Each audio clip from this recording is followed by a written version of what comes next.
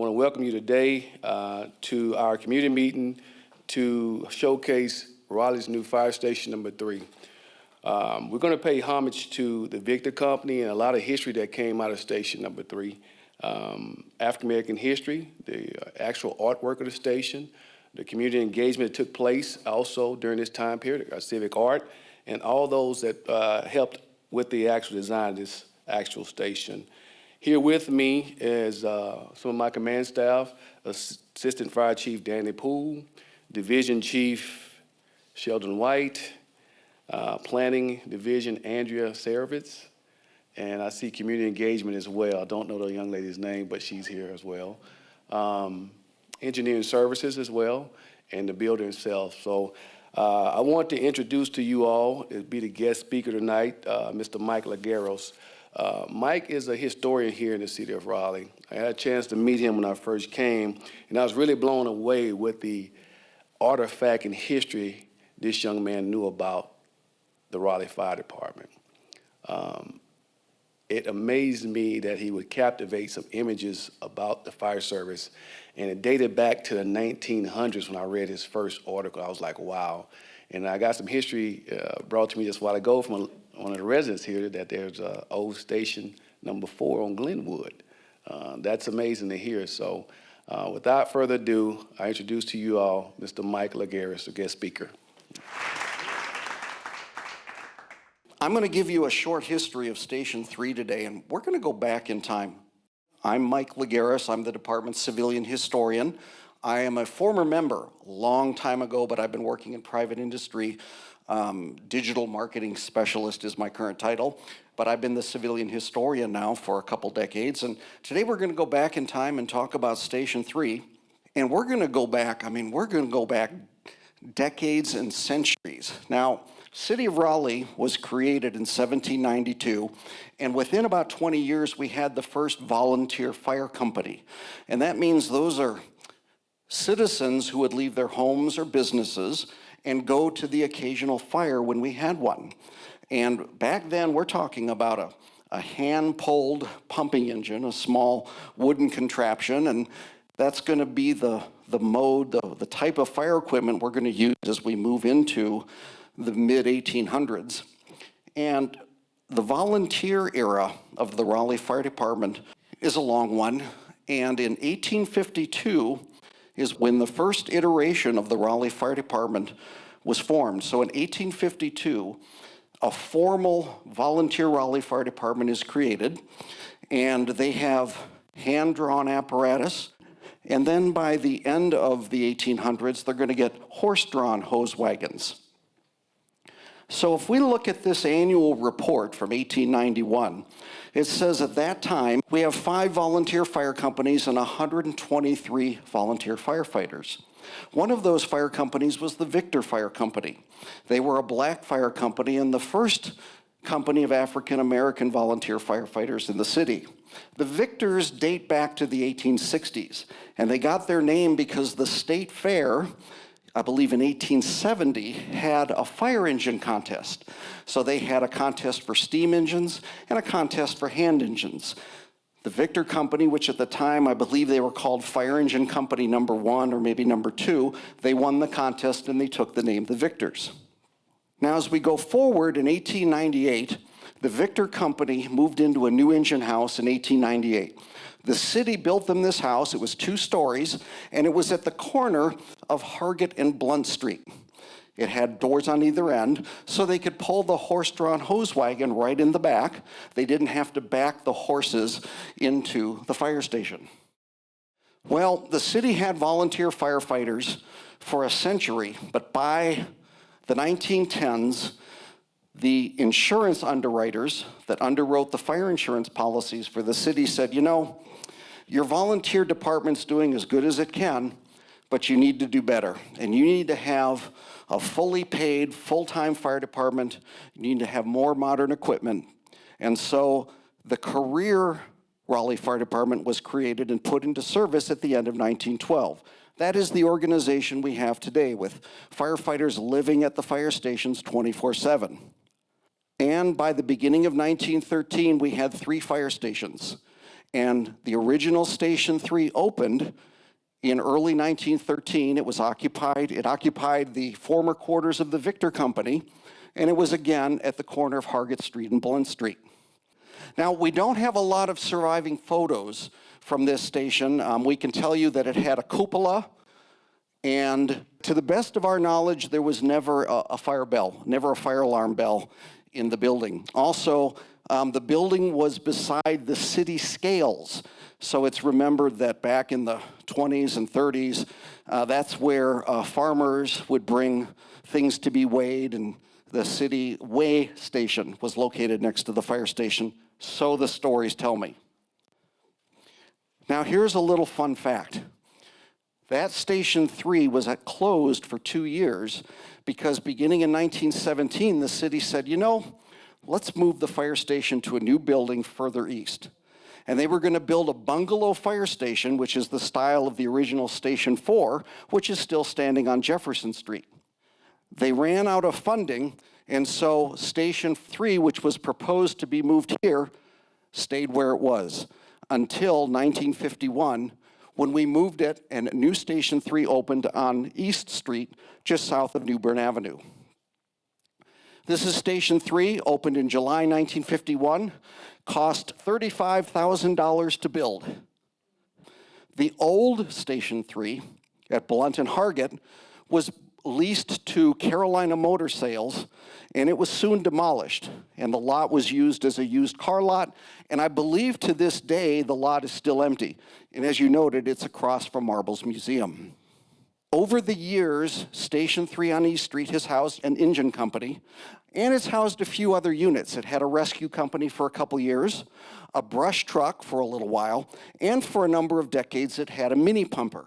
And a mini pumper is just sort of a smaller version of the standard pumper or pumping engine you see, but it's a lower profile, so it can do things like go into the parking decks of the state government buildings if there's a vehicle fire.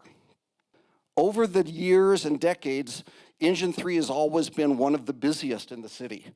And up until just recent years, it's always ranked as number 1. And only in the last 7, 8 years, it's sort of been bumped to second and third place by Engine 19, which is out Mini City Way. In 2021, the history of Station 3, the legacy of the volunteer era, and the old original Victor Company was commemorated and recognized in Black History Month, and a plaque was dedicated by the current or contemporary Victor Company.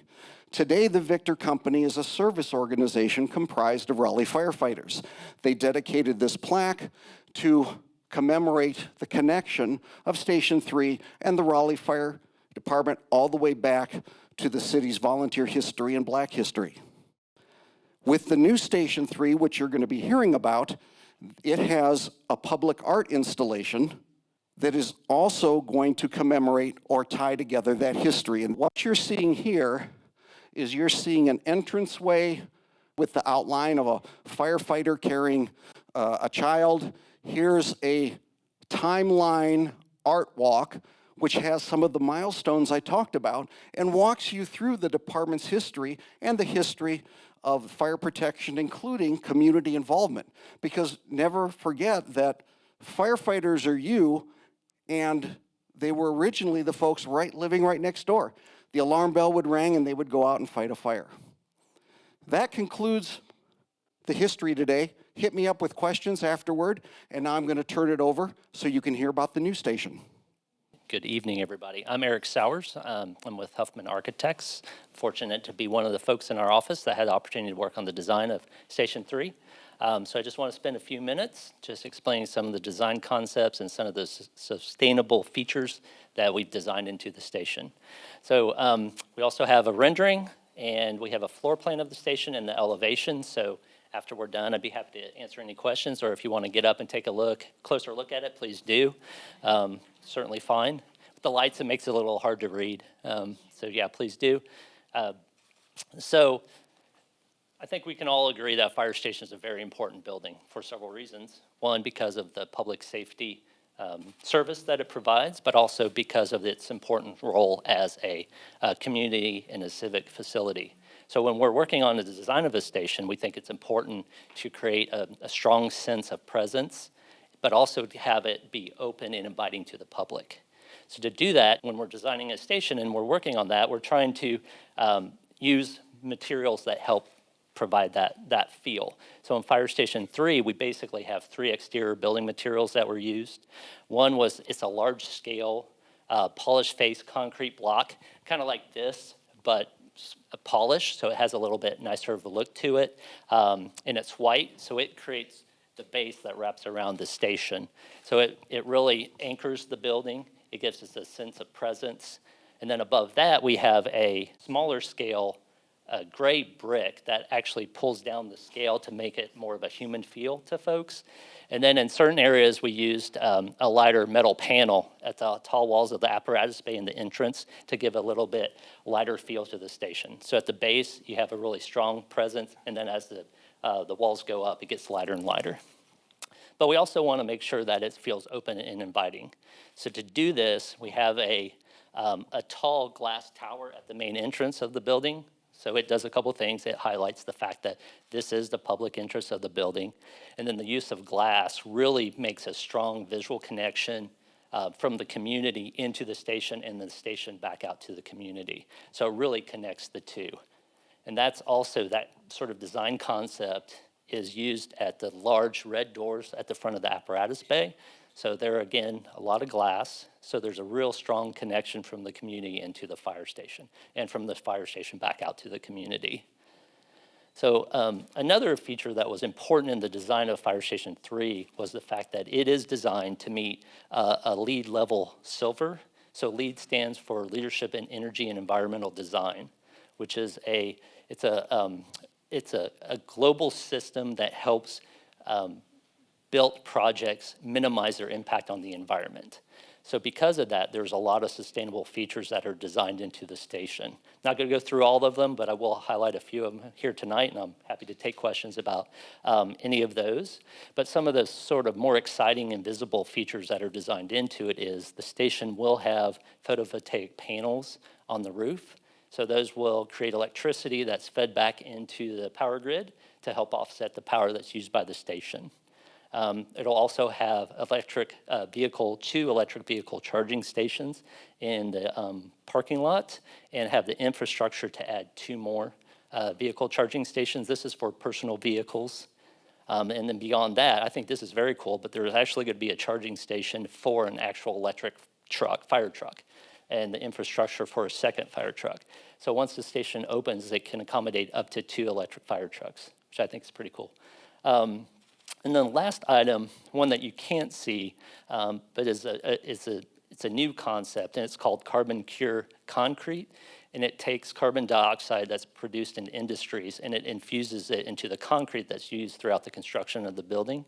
It does a couple things. It makes the concrete actually harder, and then it minimizes the amount of cement that's used in concrete. Cement is the material in concrete that takes more energy to use. So by reducing that amount, it's a positive effect on the environment. So again, there's a lot more features that were designed into this from a sustainability standpoint, but those are just a few that I think are exciting and will be visible to the public. So I'm happy to take any questions about the design. Yes, ma'am. Is this going to be where the old station is now, or is this going to be in another place? It's in another location. It's on Rock Quarry Road. It's 936 Rock Quarry Road. It's right adjacent to the women's prison. Yeah. Yes, it's right there. That's why they're digging up all that dirt. Yeah, that's it. That's where the station will be. Okay, all right. So. I wasn't sure whether we were losing the old station. No, well, this station will not be at the old station location. Yeah. So. You gonna have enough room? Where they going? The station's around 10,000 square feet. The new station. 3 times. 3 times the size of the existing. So. I'm just looking at, visualizing the space where they tear it up now, and it just doesn't look like it's big enough. It's very tight. We had to do some gymnastics to make it all work. Yeah, absolutely. Yeah. This station is really near and dear to me because when I got here in 2020, when I took over as the fire chief, this was the first project we were assigned to, Fire Station 3. So to see it coming to fruition is going to be a great thing. I challenged the builder himself here, the designer, and my team to make this station eco-friendly, as he said, LEED Silver, and to prepare our people in this community for electric fire trucks. This station will be the first station in the city that's going to be hardwired infrastructure for electric vehicles. They're telling us about 2035, the industry is going to shift to more of electric fire trucks. So we're starting the process now. This will be the first station, this is history, that'll be geared and set up for electric vehicles. All right. As he talked about the actual lighting system inside the station in the main entrance, it will be illuminated with different colors. So we can recognize different things in the city with the different illumination colors. So that station will be able to illuminate any holiday, any special thing the mayor dictates as cancer or anything. This station will illuminate those different colors to recognize that as well. The outside feature of the station, number 3, is going to be illuminated as well. It have outside seating for people to come sit down and just to relax. Also, what's most interesting is the actual artifact as you walk up to it. So leading up to the station is going to be a walk in history, right? From when the station first started all the way up until the current. We're very proud of what they came up with. It wasn't just us in the Raleigh Fire Department, it was the community itself that had a hand in developing this station. It is a 2-bay station, and we put the bays on the edge out here just in case the city continues to grow. If we had developed additional bays, this would give us the autonomy to add additional bays to the station. But right now, it's only going to be 2 bays right now at this particular station. I'll let Chief Poole, because he's done a lot of work, him and Chief White come up and share a few words as well. I do know that a lot of work has gone into this and a lot of thought, especially the history of Station 3. And when you walk up and see that, what I'll call a museum piece on the outside, and we're inviting the neighborhood to come to the station and all. We're very proud of the station. Like Chief said, it's taken a long time to get to this point, to get there, trying to find lots. We looked at several lots, and none of them were really conducive to building a fire station, and some of them we just couldn't buy at the time. But I'm proud to see it come, because I see the infrastructure of the Raleigh Fire Department is being built, and we needed to start doing this. And we have a couple other stations, but we like the community involvement. We like for the community to be involved and come to these places that we built, and we built it for the community. You ask if we're moving in the same, yes, ma'am, we're moving. We're moving approximately 7/10 of a mile, I think. It's right down the street and turn right on Rock Quarry Road, and obviously you've been there by it. Working with the prison system, they were very helpful in helping us work with a shared driveway so that we could get it in.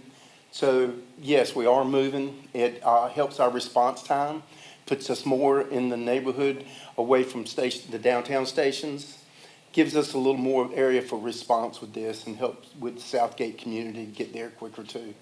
So we're not losing anything. You got 12 on Pool Road. We're actually enhancing our response times and costs. But the station is an honor to the Victor Company. A lot of thought went in that. We actually met more on putting the history of the station together, sometimes felt like, and the artwork, than we did on the station. But we wanted to get it right. Yes, ma'am. As your audience, we should introduce ourselves. I'm Esther Hall, and this is Edna Rich Valentina, and we're with Preservation Raleigh, Okay. A preservation advocacy group, and we are so grateful that you care about the history. So we're just here as little, not very fierce watchdogs to make sure that the history is represented. And I was telling the chief a couple of weeks ago, we had the privilege, and I'm sorry we didn't know you because we would have invited you. We had a tour of Fire Station 4. People were amazed. Do you know where it is? Fire Station 4 on Jefferson Street? Oh, yeah. Yes, ma'am. It's a private home, and the architect and the developer invited us for a tour. Yes, ma'am. It was fabulous. So we're, yay. We tried to buy that station back in 1979. Yep. I think we tried to buy the station back, but he probably realized what it had and said no. There was an old fire truck kept there for years. But, Oh, yeah. But yes, ma'am, I know exactly where that fire station is. Well, it's been beautifully preserved. into a private home, and it was just a thrill for preservationists to see it. So We still actually have the fire truck, the 26 Mac. American France, it's American France, 26 American France that ran out of that station. It's a chain-driven fire truck. It actually was in that fire station. There's, in the you may bay. have a Yeah. picture of it somewhere, but. Oh my gosh. So, Station 4 had a 1926 fire truck, Yes. chain-driven, and that is still on the roster as one of the department's antiques. And these days, it is out at Station 29, way out on Leesville Road. Yeah. And when I say Leesville Road, you know, you all probably remember it as, oh, Leesville Road. I mean, they used to call Oberlin Road Leesville Road, and then Glenwood Avenue they called Leesville Road, and that's a testament to how the city has grown and expanded. And that's also why they're relocating the station, because when Station 3 opened, the city limits ended not, you didn't go too far. Well, as the city grew and they added more fire stations, that starts to change the numbers of how quick units can get. And so they realized, well, Engine 3 was Johnny on the spot in 1951, but now you need to shift it a little bit so that everybody around gets the best and most optimal responses. Station 4 was moved to Wake Forest Road across from Costco. And then years ago, we seen a need to open another station, and it moved out to North Wake Court. So Station 4 has been moved 3 or 4 times, or at least twice more since then. But yes, the response time is something we're key on, so we can get your residents as quick as possible and give you the best equipment available. Chief White, you want to offer anything?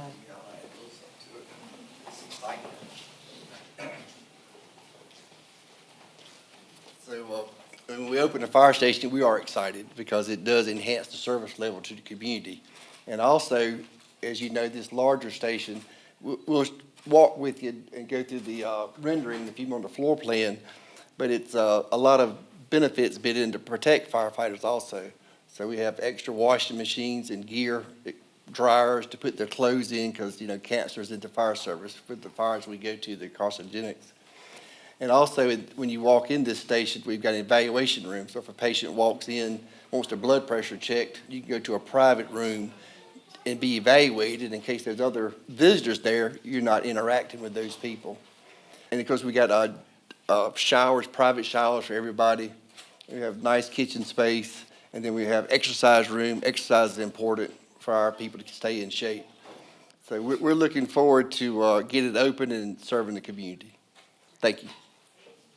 So I'll add a note. You all took a tour of Station 4 on Jefferson Street, and a thing that you probably noticed is there's not a lot of room. There's not many rooms. Well, as if I recall correctly, that when they first opened that station, the kitchen, because they would stay there, they need to have meals, and the kitchen was in the back of the bay, and then I believe they later added one additional room. Well, back then, firefighters worked in shifts, and they also worked every day of the week. So you were either coming or going, you were either working morning or night shift, and then you'd have a day off. Well, as the fire service has grown and the understanding of the needs of the firefighters, by the time you build Station 3 in 1951, you've got more room, you've got a dedicated kitchen. Downstairs, you've got an office, but the times keep changing, and there are more needs, such as having exercise equipment and understanding things like preventing cancer, because firefighters go into fires, and what they bring out can be hazardous to their health. So you want to keep that fire gear separate from where the living quarters are. So now a building like this, 3 times the size of the current Station 3, part of that is you want to keep the turnout gear, you want to keep their fire gear separate. You want to have a separate room where they can do working out and keep their physical fitness. Because I'll tell you a secret about these firefighters. They're basically professional athletes. If you all ever had a chance to hold some of that fire gear or their equipment, and so a new station like this, it is bigger because there are more needs. You need more room, the trucks are bigger, and it's so much different than what you saw on Jefferson Street, but that's because the fire service has evolved that way.